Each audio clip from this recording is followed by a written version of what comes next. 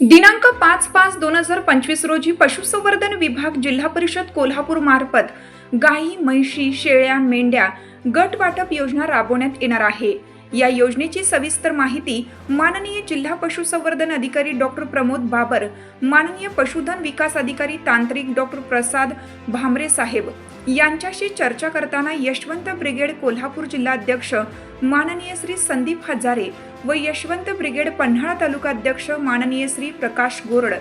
माननीय डॉक्टर प्रसाद भामरे साहेब यांनी योजनेच्या संदर्भात सविस्तर माहिती दिली व ही योजना सर्व घटकांपर्यंत कशी पोहोचवता येईल याच्या संदर्भात चर्चा करण्यात आली व ही योजना सर्व घटकांपर्यंत जास्तीत जास्त पोहोचावी या संदर्भात प्रयत्न करणार आहे व जास्तीत जास्त लोकांना याचा लाभ मिळावा असा त्यांचा मानस आहे।